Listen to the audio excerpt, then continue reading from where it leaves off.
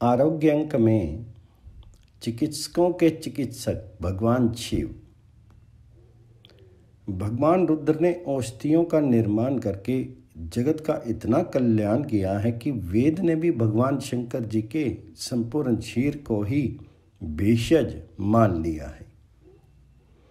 कहा है कि याते रुद्र शिवातनु शिवा विश्वस्य भेषि शिवा रुद्रस्य भेषि त्या नो मृत जीव से। सचमुच आयुर्वेद भगवान शिव के रूप में ही अभिव्यक्त हुआ था, इसलिए भगवान शंकर के पास मृत संजीवनी नाम की ऐसी विद्या थी जो और किसी के पास नहीं थी।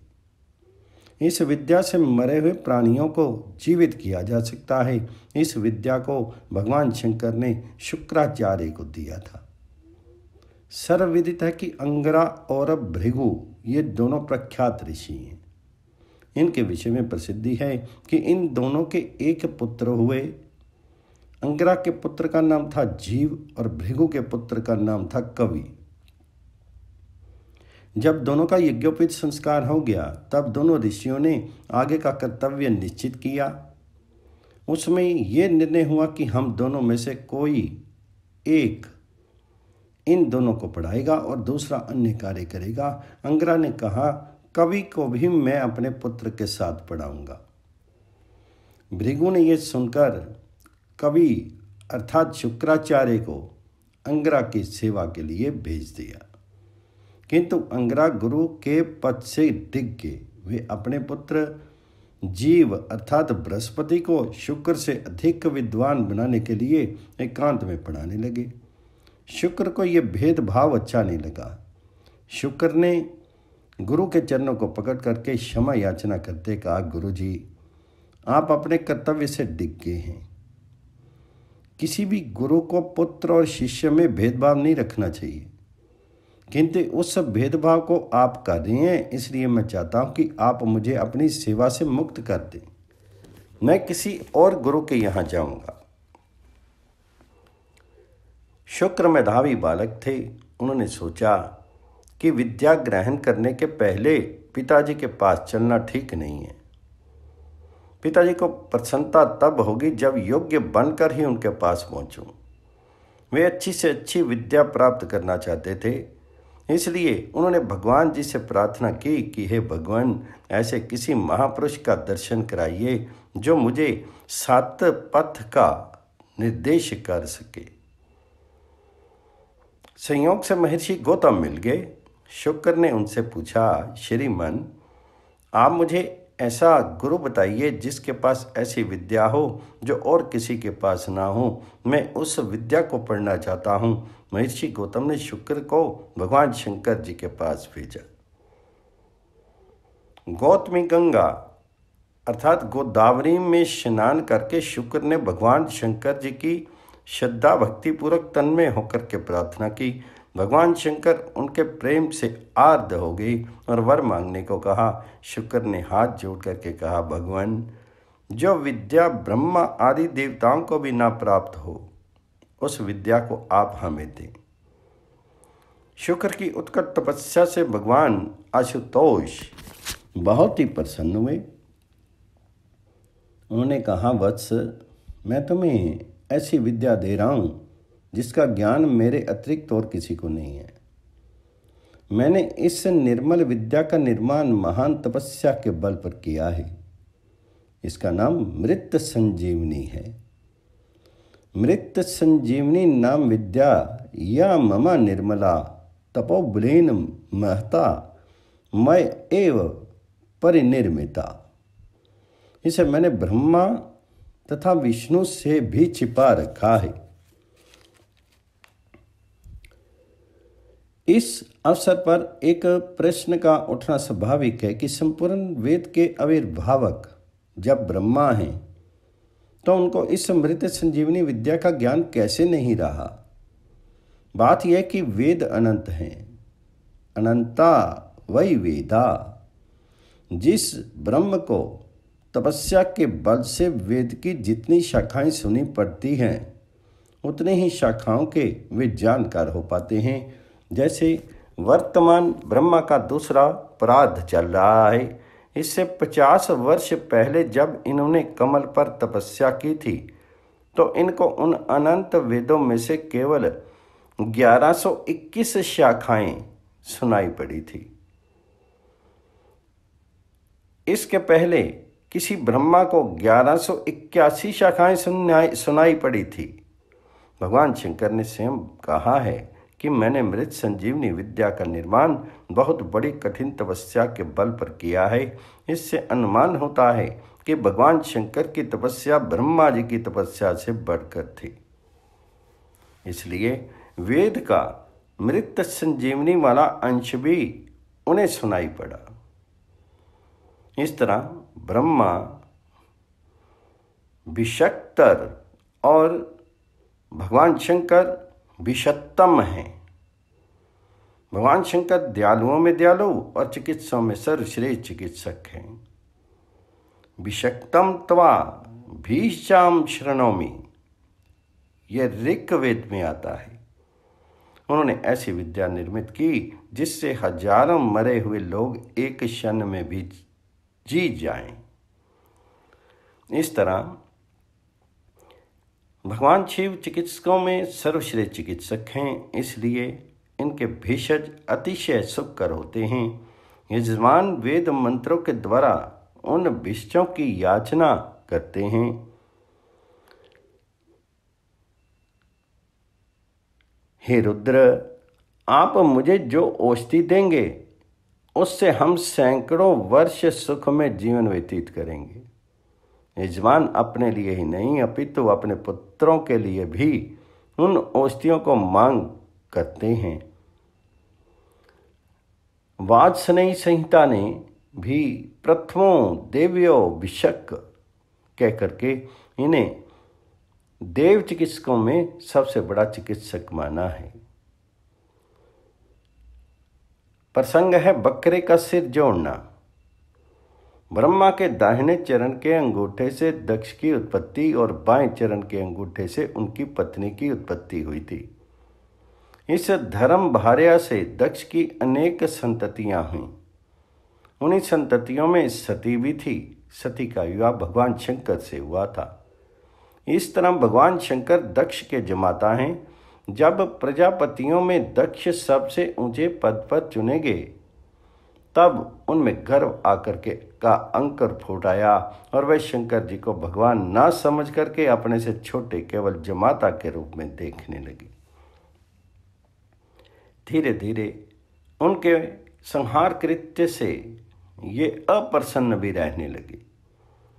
फल यह हुआ कि जब उन्होंने एक महान यज्ञ किया तो उसने भगवान शंकर को निमंत्रित नहीं किया। सती भगवान शंकर के ब्रह्म रूप को अच्छी तरह जानती थी। उनसे अपने पिता के द्वारा अपने पति का अपमान सहा नहीं गया और अपने शीर को योग अग्नि में ये कहकर के उन्होंने भस्म कर दिया कि जो पिता भगवान जी का अपमान करता है उसी का दिया हुआ मेरा ये शरीर है, अतः इस शरीर का रहना अच्छा नहीं है। भगवान शंकर भी सती का अपमान सह नहीं सके और उन्होंने वीरभद्र को भेज करके दक्ष यज्ञ का विध्वंस करा दिया। वीरभद्र ने बहुत से देवताओं का अंग भंग कर दिया और दक्ष के सिर को काट करके दक्षाग्नि में डाल दिया। इस तरह वे यज्ञ का विध्वंस करके लौट गए। यज्ञ अधूरा रह गया। विश्व के कल्याण हेतु देवताओं ने यज्ञ की पूर्ति को आवश्यक समझा और ब्रह्मा जी को आगे करके भगवान शंकर जी के पास पहुँचे। उन लोगों ने भगवान शंकर जी से प्रार्थना की, भगवान यज्ञ की मूर्ति तो होनी ही चाहिए और वह आपके आशीर्वाद से ही संभव है। भगवान शंकर ने कहा कि दक्ष, जैसे ना समझो के अपराध की ना तो मैं चर्चा करता हूँ और ना ही स्मरण। मैंने तो केवल सावधान करने के लिए ही दक्ष को दंड दिया था। इसके बाद भगवान शंकर ने देवताओं की प्रार्थना पर कृपा करके बकरे के सिर को दक्ष के सिर में जोड़ दिया और दक्ष फिर जीवित हो गए। यदि दक्ष का पहला सिर जल ना गया होता तो उसी के सिर को वे धड़ से जोड़ देते। इसलिए बकरे के सिर का प्रयोग हुआ। इस घटना से सूचित होता है कि भगवान शंकर ने केवल अपनी आध्यात्मिक शक्ति का ही नहीं अपितु कुछ औषधियों का उपयोग भी अवश्य किया होगा। आध्यात्मिक शक्ति से तो वे दक्ष का पहला सिर भी ज्यों का त्यों बना सकते थे, जो शिल्प क्रिया से संबंध रखता है। परंपरा भगवान शंकर ने शुक्राचार्य को पढ़ा करके इस मृत संजीवनी विद्या की परंपरा को चालू रखा। आरोग्य अंक में आयुर्वेद स्वरूप भगवान श्री विष्णु। प्रत्येक ईश्वरवादी ईश्वर को सत्य मानता है, अर्थात ईश्वर का अस्तित्व उसके लिए सदा बना रहता है। प्राणियों की तरह ईश्वर मरा नहीं करता। इसी तरह ईश्वर को वह प्रेम आनंद रूप मानता है, अर्थात प्राणियों की तरह ईश्वर में सुख दुख नहीं होता। इसी तरह ईश्वर को चित्त स्वरूप भी माना जाता है। चित्त का अर्थ होता है ज्ञान, अर्थात ईश्वर पूर्ण ज्ञान में है। ईश्वर नित्य ज्ञान रूप होता है, इसमें कभी अज्ञता नहीं होती। इसी ज्ञान के वेद कहा जाता है। ज्ञान में सदा शब्द का अनुवेद रहता है, अतः वेद के शब्द, अर्थ और संबंध ये तीनों ही नित्य होते हैं। शंकराचार्य जी ने लिखा है, नित्य रचनावतो विद्यामानस्यैव वेदा। इस तरह वेद ईश्वर के स्वरूप भूत हो गया, अतः भगवान विष्णु को हम वेद स्वरूप कहते हैं। यहाँ विष्णु को आयुर्वेद स्वरूप कहा गया है, वह इसलिए कि आयुर्वेद वेद का ही उपांग है। इसी से आयुर्वेद की महत्ता प्रकट हो जाती है, अर्थात आयुर्वेद भगवान श्री विष्णु का ही रूप है।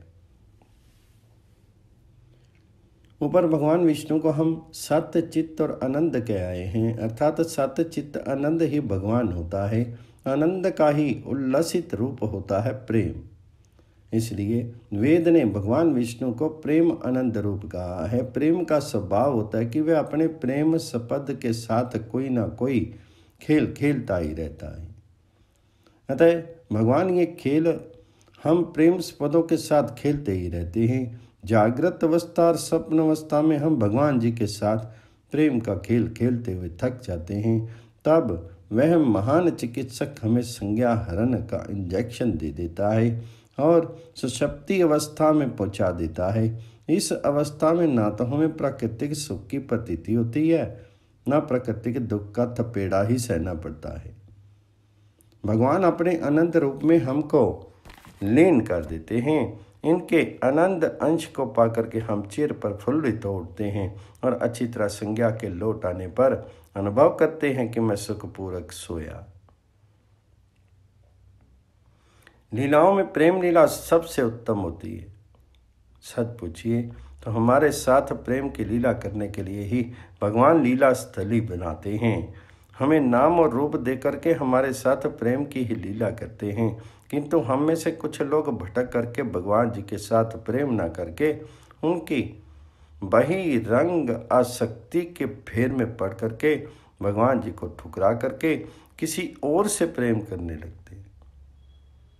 जैसे शिशुपाल और कंस भी हमारी तरह भगवान जी के अंश थे, परंतु वे भगवान जी से प्रेम न करके प्रकृति से प्रेम और भगवान जी से ईर्ष्या द्वेष करने लगे।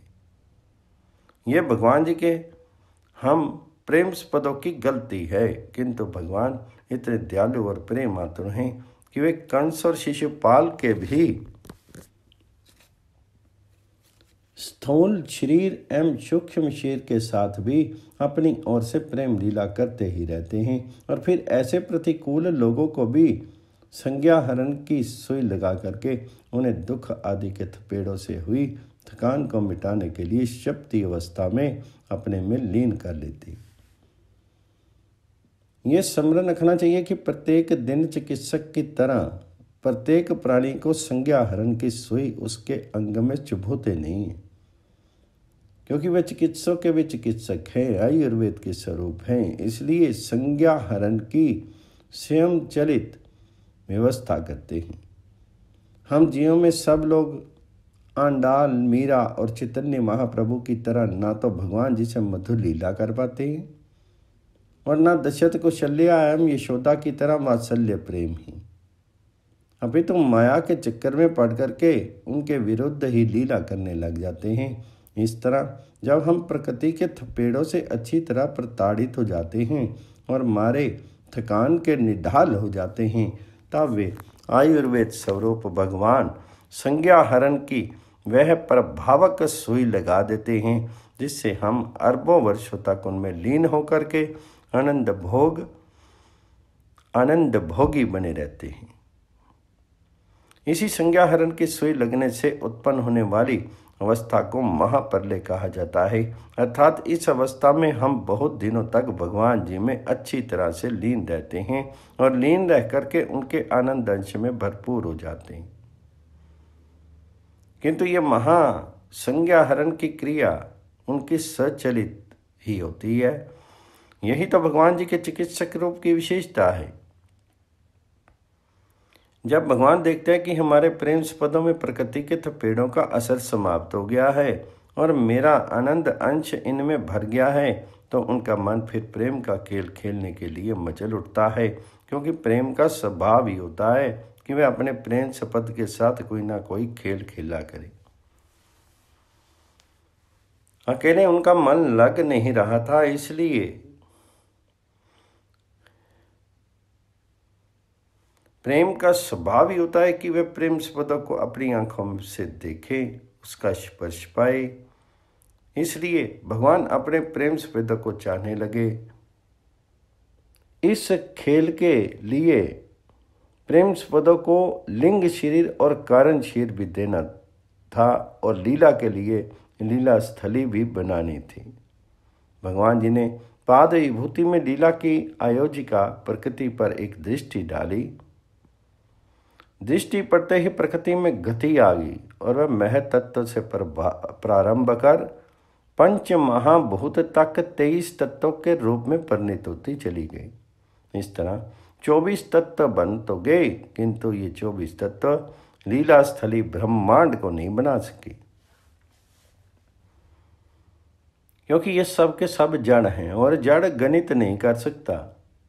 तब महान गणितज्ञ ने पंजीकरण की पद्धति से सब तत्वों को परस्पर मिला दिया और एक अंड के रूप में गोल लीला स्थली बन गई।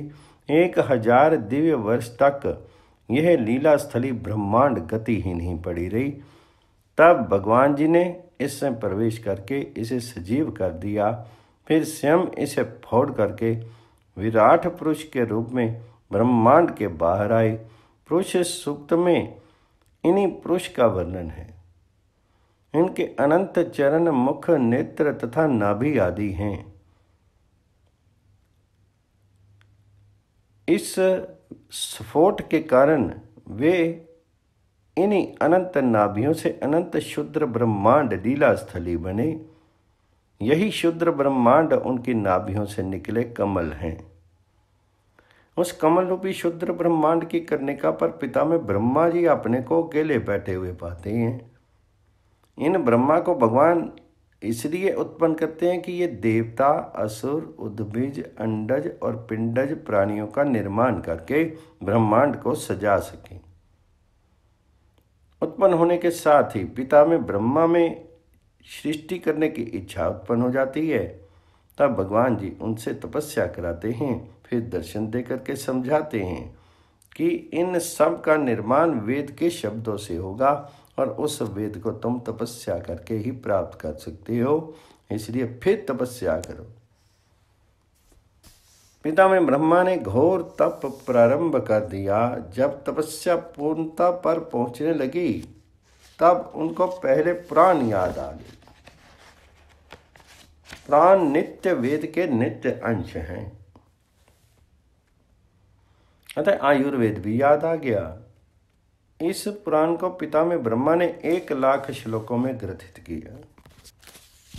उसी तरह आयुर्वेद को भी 1 लाख श्लोकों में ग्रथित कर लिया।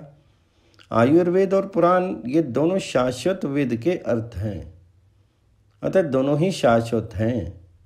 इसी अभिप्राय से चरक ने कहा है, ब्रह्मणा ही यथा प्रोक्तम आयुर्वेदम प्रजापति। इस तरह ब्रह्मा द्वारा स्मरण उच्चारण करने के बाद उनके शब्दों में ग्रथित ग्रंथ जो पुराण और आयुर्वेद हैं, सब के सब ब्रह्मा द्वारा श्रुत हैं, समृत नहीं। ब्रह्मा से ही हमें दोनों 1,00,000 श्लोक वाले ग्रंथ प्राप्त हुए और ब्रह्मा के द्वारा ही हमें वेद प्राप्त हुआ है। फिर भी दोनों में भेद इसलिए है कि समृत ग्रंथ के शब्द नित्य नहीं है, क्योंकि ब्रह्मा द्वारा निमित्त नहीं है, अतः अपरुषेय है। और वेद में ब्रह्मा का किसी प्रकार का कर्तृत्व नहीं है, न वेद का उच्चारण उनका कृत है, न अर्थ कृत है, न शब्द कृत है। इस प्रकार वेद ब्रह्म रूप ठहरता है और वेदांग आयुर्वेद भी भगवान श्री विष्णु का स्वरूप ही है। दुर्भाग्य से पाश्चात्य विद्वानों के मस्तिष्क में वेद की इस अपरुषेयता का तत्व उतर नहीं पाया। एक साधारण दृष्टांत से हम इस तथ्य को बुद्धि में उतार सकते हैं। जैसे किसी श्रुतधर व्यक्ति ने रेडियो सुना, उससे किसी गाने का स्मरण हो रहा था। श्रुतधर व्यक्ति ने उस गाने के शब्द और अर्थ के साथ साथ उसके उच्चारण को भी याद कर लिया और गा गा कर सुनाने लगा। यहाँ विचारणीय ये है कि श्रुतधर जिस ध्वनि को सुना रहा है वह उसके द्वारा निर्मित है क्या? इसी प्रकार उस गाने के शब्दों को जो सुना रहा है वह शब्द उसके द्वारा निर्मित हैं तथा उस गाने के जो अर्थ हैं वे भी उसके द्वारा निर्मित हैं क्या? इस प्रश्न के उत्तर में सभी लोग एक मत से कहेंगे कि उस सुने हुए गाने में उस श्रुतधर व्यक्ति का कोई कर्तृत्व नहीं है, क्योंकि गाने के शब्द, अर्थ आदि सभी वस्तुओं को रेडियो से सुन करके वह सुना रहा है, इसमें उसका कोई कर्तृत्व नहीं है। इसी तरह इस श्रुतधर की भांति ब्रह्मा ने अपने मुख से उच्चारित शब्दों को सुना, अर्थ और उच्चारण भी सुन करके ही उन्होंने विश्व को वेद प्रदान किया। इसलिए श्रुतधर व्यक्ति की तरह ब्रह्मा का भी वेद के शब्द, अर्थ तथा उच्चारण में कोई कर्तृत्व नहीं है। ईश्वर नित्य है और उसका स्वरूप बहुत वेद भी नित्य है। वह सदा उच्चारित हो ही रहा है, भले ही हमारे काल उसे ना सुन सकते हों। ब्रह्मा ने बहुत तपस्या करने के बाद उसे सुना। बहुत से ऋषियों ने तपस्या करके ब्रह्मा जी को की तरह वेदों को सुना। इस तरह वेद शाश्वत हैं और ईश्वर का स्वरूप हैं। वेद आयुर्वेद हैं, इसलिए आयुर्वेद भी शाश्वत हैं। इसलिए आचार्य चरक ने ईश्वर की ये अपरुषेय होने के कारण आयुर्वेद को शाश्वत कहा है। पाश्चात्य विपश्चितों ने वेदों में श्रम किया है, किंतु वे वेद के अपरुषेय स्वरूप को समझ नहीं सके। इसलिए जब आयुर्वेद को शाश्वत कहा जाता है तो शाश्वत शब्द और नित्य शब्द में अंतर समझने लगते हैं और समझते हैं कि मनुष्य में जब बुद्धि का विकास हुआ तब आयुर्वेद बना। सच पूछा जाए तो शास्त्र ने शाश्वत और नित्य को पर्यायवाची माना है। भगवान विष्णु इस प्रकार वेद या आयुर्वेद रूप ठहरते हैं। भगवान विष्णु द्वारा आयुर्वेद का प्रयोग प्रारंभिक कुछ मनवंतरों के बाद चाक्षुष मनवंतर आने पर भगवान विष्णु को ऐसा औषध रत्न प्रकट करना पड़ा जो न ब्रह्मा के पास था, न उनके शिष्य दक्ष प्रजापति के पास, न उनके शिष्य इंद्र के पास और न चमत्कारी देव वैद्य अश्विनी कुमारों के पास ही था। घटना इस प्रकार की है। छठे मनु का नाम था चाक्षुष। उन दिनों दुर्वासा के शाप से देवराज इंद्र के साथ साथ सारे देवता भी श्रीहीन हो गए थे। दैत्यों ने देवताओं को भगा करके दर दर का भिखारी बना दिया था। निराश होने पर सब देवता मिलकर के अपने पिता में ब्रह्मा के पास पहुंचे। ब्रह्मा जी ने जब देखा कि इंद्र, वायु आदि सभी देवता अत्यंत श्रीहीन और शक्तिहीन हो गए हैं तथा ये विकट परिस्थितियों में पड़ गए हैं, तब वे भी चिंतित हो गए। उन्होंने भगवान जी का स्मरण किया। इन स्मरण से उन्हें बल मिला। शंकर आदि सभी देवताओं को साथ लेकर के वे भगवान विष्णु के वैकुंठ धाम में गए, किंतु उन्हें वहां कुछ दिखाई नहीं पड़ा। दर्शन के लिए ब्रह्मा जी ने लंबी स्तुति की। इससे भगवान जी उनके बीच प्रकट हो गए, किंतु भगवान जी की इस छवि को केवल भगवान शंकर और ब्रह्मा जी ही देख सके। ब्रह्मा और देवताओं ने अपनी दुखद परिस्थिति उनके सामने रख दी। भगवान ने देवताओं को राय दी कि स्थिर लाभ के लिए तुम लोग दैत्यों से संधि कर लो, ताकि समुद्र मथा जा सके। उस मंथन से हमें अमृत रूप औषध निकालना है। ये कार्य अकेले तुम लोगों से नहीं हो सकेगा। उस दिव्य रस के उपयोग से तुम भी बल वीर्य से संपन्न हो जाओगे और मरकर भी फिर जी उठोगे। तब दैत्य स्वयं तुम पर आक्रमण करने से कतराने लगेंगे। इसलिए तुम लोग दैत्यों के साथ संपूर्ण औषधियां ला करके अमृत के लिए क्षीर सागर में डालो।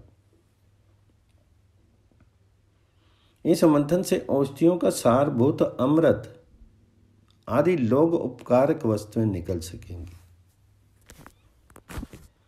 इस मंथन में मंदराचल को मथानी बनाया जाएगा और वासुकी नाग को नेति।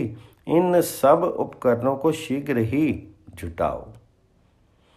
देवताओं और दानवों ने नाना प्रकार की औषधियां ला करके क्षीर सागर में डाली और मंथन प्रारंभ हुआ।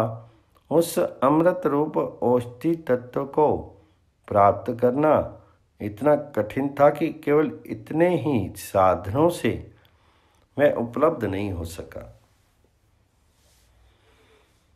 इसलिए भगवान जी ने स्वयं कूर्म रूप धारण करके मंदराचल के आधारभूत और अदृश्य रूप से एक अन्य विशाल रूप धारण करके उस पर्वत को ऊपर से दबा रखा था। भगवान जी ने देखा कि केवल देवताओं और असुरों की शक्ति से अमृत का निकलना कठिन है, तो स्वयं दैत्य का रूप बना करके दैत्यों के दल में और देवता का रूप बना करके देवताओं के दल में जाकर के मंथन क्रिया को संपन्न कराया। औषधियों के मंथन से जो रस तैयार होगा, उस अनुपात के संतृप्त मिश्रण के लिए अपने अशांत से धन्वंतरी के रूप में अवतीर्ण होकर के समुद्र में अदृष्ट रूप से वे प्रविष्ट हो गए। वहां उन्होंने औषधियों में रस का उचित अनुपात में मिश्रण करके उसे अमृत का रूप प्रदान किया। उस सम्मिश्रण में वे इतने दाचित हुए कि जब अमृत में कलश लेकर के बाहर प्रकट हुए तो उनके मुख से भगवान विष्णु के नामों का जप और आरोग्य के साधक औषधों के नाम का भी उच्चारण हो रहा था। इतनी तन्मयता से धन्वंतरी ने उस दिव्य औषध को निकाला, किंतु दैत्य तो दैत्य होते हैं। उन्होंने अमृत के उस कलश को हथिया लिया। देवता विषाद से भर गए और फिर उन्होंने भगवान जी की शरण ली। फिर भगवान जी ने अपनी माया से दैत्यों को मोहित करके देवताओं को अमृत पिला दिया और स्वयं वैकुंठ धाम चले गए। इस प्रकार देवताओं के सबल हो जाने पर सूर्य, ग्रह, नक्षत्र आदि आकाश के गोलकों ने अपनी गति में नियमितता पाली। संसार फिर सुखी संपन्न होकर के उल्लास से भर गया। औषध का प्रयोग फिर जनता के महान पालक अश्विनी कुमारों के हाथ में आ गया। बहुत काल बाद मनुष्यलोक में जब लोगों ने अपने पांव फैलाए और पृथ्वी के प्राणी फिर दीन दुखी होने लगे, तब भगवान नारायण श्री विष्णु ने अशांश रूप में जो अपना अवतार धन्वंतरी रूप में लिया था, उस धन्वंतरी रूप से राजा धन्व के यहाँ पुत्र रूप में आविर्भूत हुए, क्योंकि राजा धन्व ने इन्हीं अब्ज धन्वंतरी को पुत्र रूप से पाने के लिए तप किया था। गर्भावस्था में ही इन्हें अनिमा आदि सिद्धियां प्राप्त हो गई थी। विष्णु के अशांश रूप में अवतीर भगवान धन्वंतरी ने आयुर्वेद को 8 अंगों में बांट दिया और ये 8 अंग इस प्रकार हैं: काय चिकित्सा, बाल चिकित्सा, गृह चिकित्सा, उदर व अंग चिकित्सा, शल्य चिकित्सा, दंश चिकित्सा, जरा चिकित्सा, वृष चिकित्सा। जिस तरह पिता में ब्रह्मा ने दक्ष प्रजापति को, भगवान शंकर ने शुक्राचार्य को आयुर्वेद पढ़ा करके परंपरा की स्थापना की थी, उसी प्रकार भगवान श्री विष्णु ने गरुड़ जी को आयुर्वेद पढ़ा करके परंपरा चलाई। इस तरह आयुर्वेद स्वरूप भगवान विष्णु ने आवश्यकता पड़ने पर आयुर्वेद से प्राणियों को सुखी संपन्न बनाया।